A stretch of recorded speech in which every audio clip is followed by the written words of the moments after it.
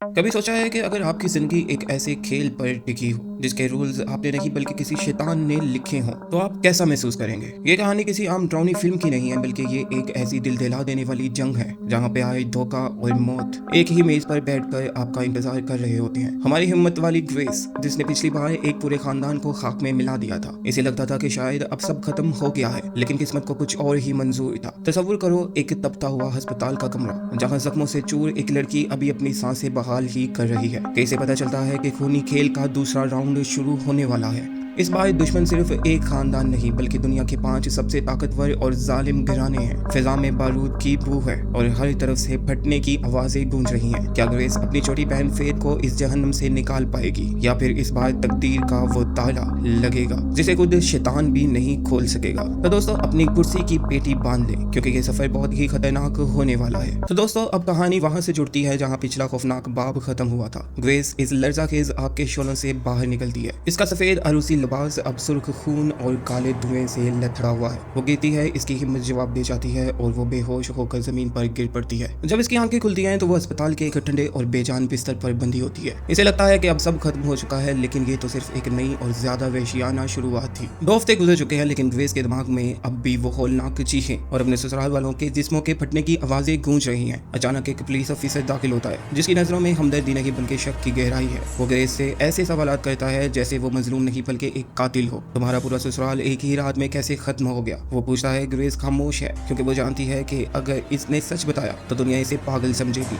इसी लम्हे कमरे में एक लड़की दाखिल होती है, जिसे देखकर ग्रेस की रूह कांप जाती है। ये इसकी छोटी बहन फेथ है। 7 साल की तवील जुदाई के बाद ये दोनों बहनें एक ऐसी जगह मिली हैं जहां मौत की हवा आ रही है। फेथ, जो अब 18 साल की हो चुकी है, दावा करती है कि वो न्यूयॉर्क में एक पुरतैश जिंदगी गुजार रही है और इसके बॉयफ्रेंड डेरिक बहुत अमीर है। वो ग्रेस को बचपन में अकेला छोड़ने का ताना देती है, लेकिन ग्रेस इसे वो खौफनाक सच बताती है जिसका इसने सामना किया था। एक शैतानी खेल, लूसीफर को दी जाने वाली कुर्बानी और वो खूनी लकीर जो इसे अब भी पीछे धकेल रही है। अभी ये जज्बाती टकराव चल ही रहा था कि मंजर बदलता है और हमें एक पूरे सरार कमरे में चेस्टर डनफोर्ड नामी एक ताकतवर बूढ़ा दिखाया जाता है। इसके हाथ में एक अजीब सी अंगूठी है जिसमें इतनी ताकत है कि वो पूरी दुनिया की हुकूमतों को एक फोन कॉल पर कंट्रोल कर सकता है। लेकिन यहाँ एक हौलनाक मोड़ आता है। शैतान का वकील इसके पास आता है। वो बताता है कि ली डोमास खानदान अब तरीक का हिस्सा बन चुका है। दोस्तों, वही खानदान जो ग्रेस के पहले इन लॉज थे। इसलिए अब अंगूठी की ताकत के लिए नया खेल शुरू करना होगा। पता चलता है कि दुनिया में 5 ऐसे ताकतवर खानदान हैं जो शैतानी ताकत के हकदार बनना चाहते हैं। चाइना की मिस वॉन, स्पेन का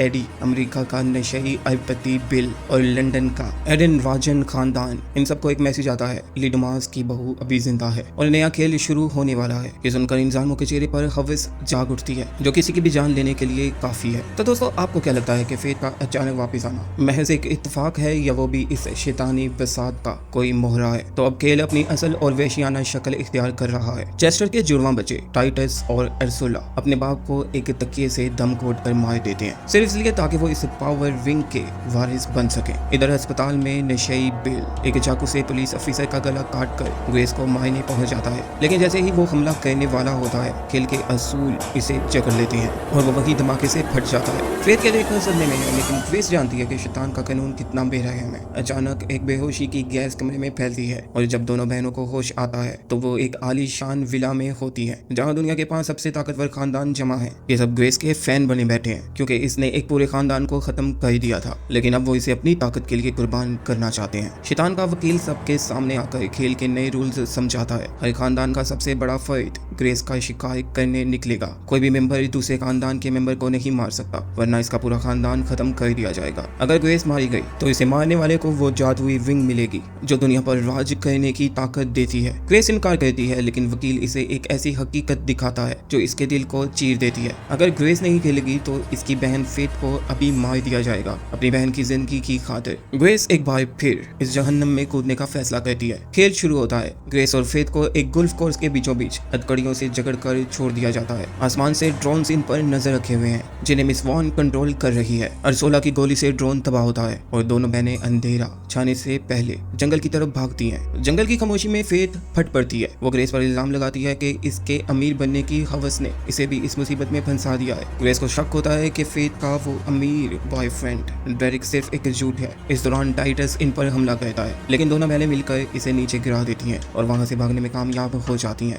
मंजर बदलता है। एडी एक स्नाइपर से ग्रेस का निशाना लेता है, लेकिन वो इतना नाअहल है कि हर गोली निशाने से दूर जा गिरती है। फेथ एक टेंट में धुआं फैला देती है, जिससे अफरा तफरी मच जाती है। एडी गलती से एक गैस सिलेंडर को गोली मारता है, जिससे जोरदार धमाका होता है और एडी खानदान का मेंबर विराज दूर जा गिरता है। ग्रेस जख्मी है, लेकिन वो और फेथ एक पुराने होटल के तय खाने में छुप जाती हैं। वहां इन्हें एक कटर मिलता है, जिससे वो अपनी हथकड़ियां काट देती हैं, लेकिन विराज वहां पहुंच चुका है। दोनों बहनें मिलकर इस पर हमला करती हैं और इसे घसीटकर एक बड़ी इंडस्ट्रियल वॉशिंग मशीन में डाल देती हैं। जब मशीन रुकती है तो विराज की लाश किसी कीमे की तरह बाहर निकलती है। तो दोस्तों, विराज की इबरतनाक मौत के बाद राजन खानदान का खेल तकरीबन खत्म हो चुका था, लेकिन शैतानी वकील हार नहीं मानता। वो मधु को मजबूर करता है कि वो अपनी जगह अपनी नई नवेली बीवी डैनी को मैदान में उतारे। इधर ग्रेस और फेथ को होटल के एक नक्शे की तलाश है, ताकि वो इस मौत के जाल से बाहर निकल सके। ग्रेस 911 पर कॉल करती है, लेकिन दूसरी तरफ से पुलिस नहीं बल्कि अरसोला होती है, जो अपनी टेलीकॉम कंपनी के जरिए फोन लाइंस को कंट्रोल कर रही है। अचानक इनके सामने चाइनीज खानदान की सरबराह मिस वॉन नमूदार होती है, लेकिन वो हमला नहीं करती।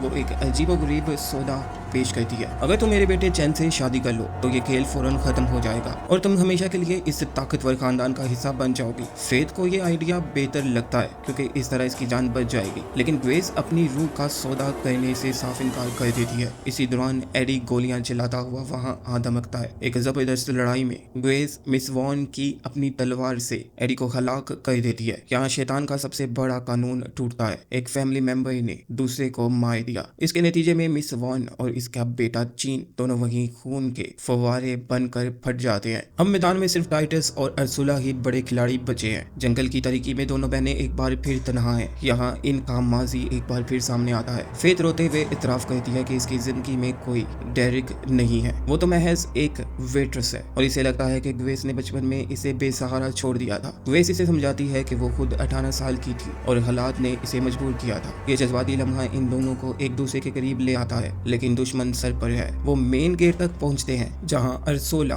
और टाइटस पहले से मौजूद हैं। वो फेथ को वर्गलाते हैं कि ग्रेस इसे फिर से अकेला छोड़ देगी। इसी दौरान डैनी एक कार लेकर गेट तोड़कर वहां से फरार हो जाती है, जिससे सब चौंक जाते हैं। अर्सोला और ग्रेस के दरमियान एक वहशियाना लड़ाई छिड़ती है, जिससे अर्सोला ग्रेस के जिस्म में एक बड़ा नेल ठोक देता है। ग्रेस दर्द से करवाती है, लेकिन फेथ को वहां से भागने का इशारा करती है। टाइटस गुस्से में है, क्योंकि इसकी बहन अर्सोला इसे मारने के लिए भी तैयार थी, ताकि खुद अंगूठी हासिल कर सके। इधर होटल में वापस आकर ग्रेस अपने जिस्म से वो स्पाइक निकालती है, बिल्कुल वैसे ही जैसे इसने पिछली बार अपनी शादी की रात किया था। फेथ इसे बचाने के लिए वापस आती है, लेकिन इन दोनों में फिर बहस छिड़ जाती है। ग्रेस गुस्से में कहती है कि इसे बचपन में फेथ को छोड़ना ही नहीं चाहिए था। फेथ दिल बर्दाश्त होकर वहां से चली जाती है और सीधी टाइटस के खत्ते चढ़ जाती है। अब टाइटस पूरे होटल में ऐलान करता है, ग्रेस तुम्हारे पास सिर्फ 10 मिनट हैं। अगर तुम बाहर नहीं आई तो मैं तुम्हारी बहन का गला काट दूंगा। ग्रेस अपनी आंखों से आंसू पोंछती है और होटल के असला खाना में दाखिल हो जाती है। वो बंदूक के चाकू और बारूद से खुद को एक जंगजू की तरह तैयार करती है। वो अब सिर्फ एक लड़की नहीं रही, बल्कि एक तूफान बन चुकी थी। ग्रेस अब किसी मजलूम लड़की की तरह नहीं,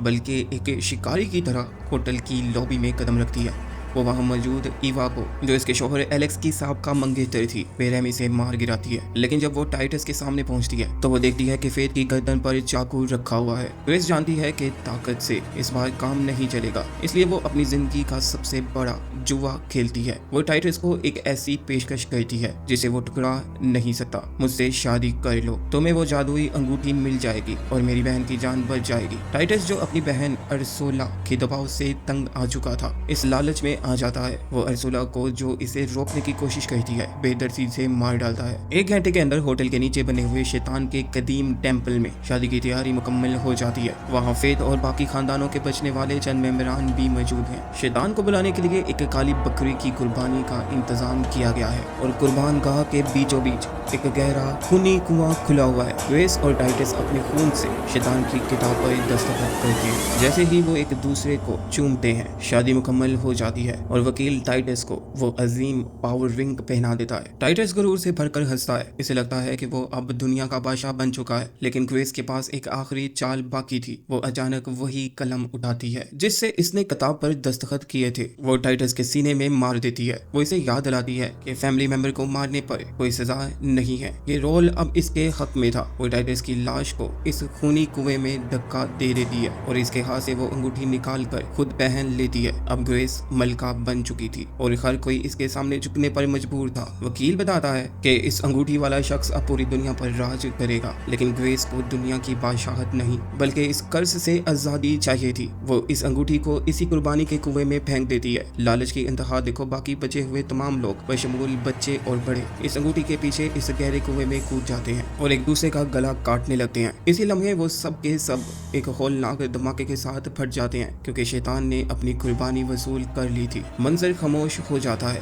ग्रेस और फेथ इस बकरी को लेकर मंदिर से बाहर निकलती हैं। अचानक इनके सामने खुद शैतान एक साए की सूरत में नमूदार होता है। वो ग्रेस की बहादुरी देखकर इसे और इसकी बहन को हमेशा के लिए आजाद कर देता है। सुबह का सूरज निकल रहा है। दोनों बहनें एक दूसरे का हाथ थामे इस वीरान जगह से दूर जा रही होती हैं, एक दूसरे से कभी जुदा ना होने का वादा करते हुए। तो दोस्तों शुक्र है कि खूनी खेल खत्म हुआ। ग्रेस ने साबित कर दिया कि अंगूठी की ताकत से बड़ी बहन की मोहब्बत होती है। अगर आप ग्रेस की जगह होते और आपके पास वो जादुई अंगूठी आ जाती तो क्या आप भी इसे कुएं में फेंक देते या दुनिया पर राज करने का मौका नहीं छोड़ते? कमेंट्स में जरूर बताइएगा। वीडियो देखने का शुक्रिया। अगली बार एक और धमाकेदार कहानी के साथ मिलेंगे।